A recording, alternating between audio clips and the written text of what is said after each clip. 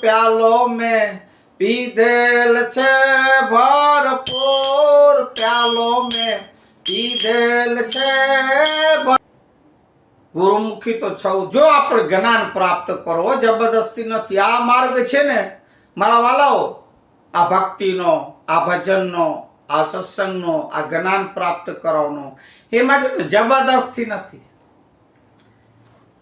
ખોટું બોલાય નહીં, ખોટું લેવાય નહીં, જૂઠું બોલાય નહીં, ખોટું લેવાય નહીં, હવડું ચલાય નહીં. ઓ માળા છેડો